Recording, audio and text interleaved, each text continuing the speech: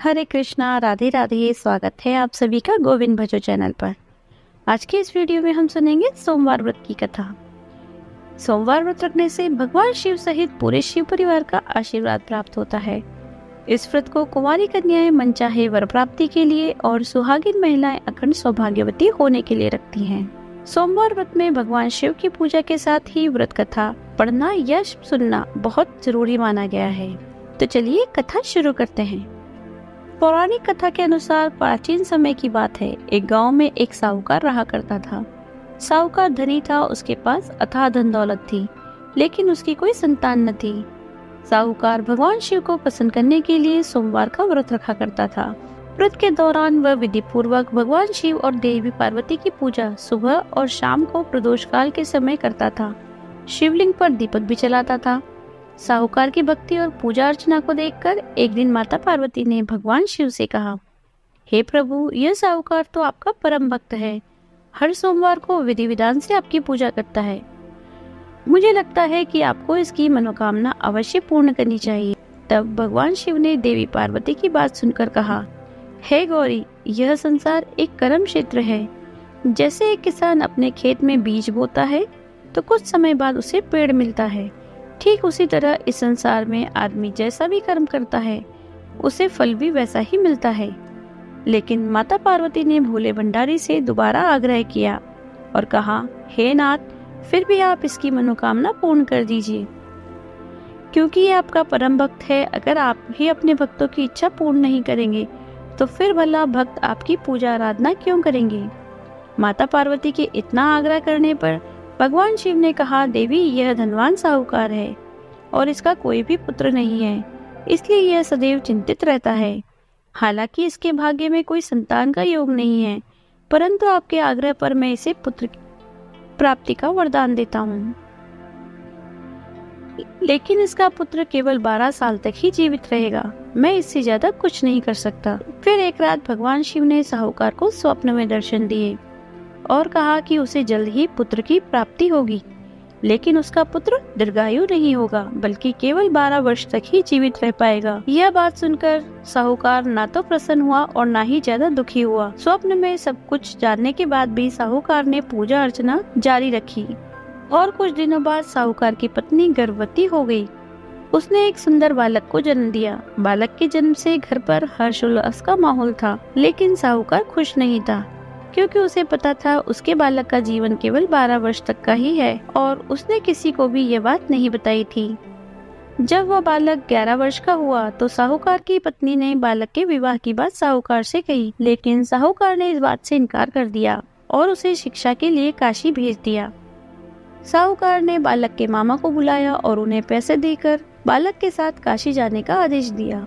साहूकार ने मामा भांजे से कहा कि वह काशी जाते समय रास्ते में यज्ञ कराते हुए ब्राह्मणों को भोजन कराते हुए जाएं। दोनों मामा भांजे ने ऐसा ही किया। काशी जाते समय जिस रास्ते से मामा भांजे गुजर रहे थे, वहाँ का राजा अपनी पुत्री का विवाह एक ऐसे राजकुमार से करवा रहा था जो काना था। उधर दूल्हे का पिता इस बात से चिंतित था कि अगर दुल्हन पक्ष को पता चल गया तो राजकुमारी विवाह के लिए मना कर देगी। इसलिए उसने जब साहूकार के पुत्र को देखा तो उसने सोचा कि मैं अपने बालक की जगह तोरण के समय इस बालक को बिठा दूंगा और दुल्हन पक्ष वालों को पता भी नहीं चलेगा। दूल्हे के पिता ने साहूकार के पुत्र को इस बात के लिए तैयार कर लिया और बालक तैयार भी हो गया। इस तरह उस बालक ने दूल्हे के कपड़े पहन लिए और घोड़ी पर चढ़कर तोरण की रस्म पूरी की।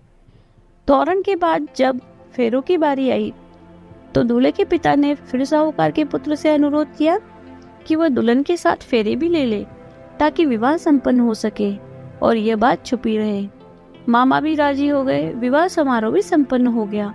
विवाह संपन्न होने के बाद मामा भांजा काशी के लिए प्रस्थान कर गए, परंतु साहूकार के पुत्र ने दुल्हन के कपड़ों पर लिख दिया कि तुम्हारा विवाह तो मुझसे हुआ है, लेकिन तुम जिसके साथ विदा की जाओगी वह एक आंख वाला राजकुमार है। मैं काशी शिक्षा ग्रहण करने जा रहा हूँ। जब राजकुमारी ने यह बात पढ़ी तो उसने राजकुमार के साथ जाने से इनकार कर दिया। अपने पिता से कहा, यह मेरा पति नहीं है, मेरे पति शिक्षा ग्रहण करने काशी गए हुए हैं। जब सब जगह ये बात फैल गई तो मजबूरी में दूल्हे के पिता ने सारी बात बता दी और दुल्हन के पिता ने फिर बेटी को भेजने से इनकार कर दिया।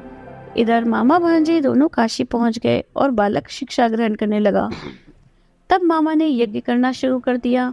जब साहूकार का पुत्र 12 वर्ष का हुआ तब उसने एक दिन अपने मामा से कहा कि उसकी तबीयत ठीक नहीं है और वह सोने जा रहा है। साहूकार का पुत्र अंदर सोने के लिए कमरे में गया तो उसकी मृत्यु हो गई। थोड़ी देर बाद जब मामा अंदर पहुंचे तो उन्होंने बालक को मृत अवस्था में देखा और बहुत दुखी हुए, परंतु वे रो नहीं सकते थे वरना उनका यज्ञ अधूरा रह जाता। इसलिए मामा वापस आकर यज्ञ करने लगे। यज्ञ पूरा करने के बाद ब्राह्मणों को भोजन करवाने के बाद मामा अपने मृत भांजे को देखकर विलाप करने लगे। ठीक उसी समय उसी मार्ग से भगवान शिव और देवी पार्वती जा रहे थे। माता पार्वती ने किसी के रोने की आवाज सुनी तो भगवान शिव से कहने लगी, हे प्रभु, कोई मनुष्य रो रहा है, चलिए उसके दुख को दूर करते हैं। तब भगवान शिव और देवी पार्वती मामा के पास गए और उन्होंने जब मृत बालक को देखा तो हैरान हो गए, क्योंकि वह तो भगवान शिव के आशीर्वाद से जन्मा साहूकार का पुत्र था। माता पार्वती ने कहा, हे नाथ, यह तो साहूकार का पुत्र है जिसे आपने केवल 12 वर्ष तक ही जीवन जीने का वरदान दिया था, इसलिए आज 12 वर्ष की आयु पूरी होने पर वह मृत्युलोक को चला गया। देवी पार्वती ने मृत बालक को देखा तो उन्हें दया आ गई और भगवान शिव से हाथ जोड़कर विनती करने लगी, हे प्रभु, बस आप एक बार इस बालक को जीवन दान दे दीजिए, वरना इसके माता पिता जीते जी मर जाएंगे। माता पार्वती के कई बार आग्रह करने पर भगवान शिव ने उनकी बात मान ली और उस बालक को जीवन दान दे दिया। साहूकार का पुत्र जीवित हो गया। मामा भांजे अपने घर की ओर प्रस्थान कर गए। रास्ते में साहूकार का पुत्र उसी शहर से गुजरा जहाँ उसका विवाह हुआ था। दुल्हन के पिता ने बालक को पहचान लिया और मामा भांजे को लेकर महल में आ गए। दुल्हन के पिता ने एक समारोह किया और अपनी पुत्री को धूमधाम से साहूकार के पुत्र के साथ भेज दिया। उधर जब साहूकार का बालक अपनी पत्नी के साथ घर पहुंचा तो उसके माता पिता अंदर कमरे में बंद होकर बैठे थे।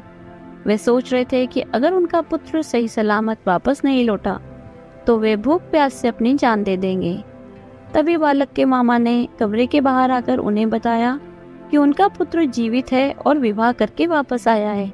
साहूकार ने बालक को जीवित देखा तो खुशी से उसका स्वागत किया और साहूकार का परिवार इस प्रकार खुशी खुशी जीवन व्यतीत करने लगा। यह सब भगवान शिव की कृपा और सोमवार व्रत का ही प्रभाव था कि साहूकार का पुत्र अल्पायु होने के बाद भी दीर्घायु को प्राप्त हुआ। इस प्रकार जो भी भक्त सच्चे मन से भगवान शिव की पूजा करके आज के दिन इस कथा को पढ़ते अथवा सुनते हैं, भगवान शिव उनके सभी दुख दूर करते हैं। इस कहानी को पढ़ने वाले, सुनने वाले, हुंकारा भरने वाले सभी की मनोकामना पूर्ण करते हैं। बोलिए शिव शंकर भगवान की जय, माता पार्वती की जय। आज की वीडियो अगर आपको अच्छी लगी हो तो लाइक कीजिए, शेयर कीजिए। यदि आप चैनल पर नए हैं तो चैनल को सब्सक्राइब कर लीजिए। बेल आइकन को प्रेस कर दीजिए जिससे नई वीडियोस की नोटिफिकेशन आपको तुरंत मिल जाए। मिलते हैं ऐसे ही अगले वीडियो में। हरे कृष्णा, राधे राधे।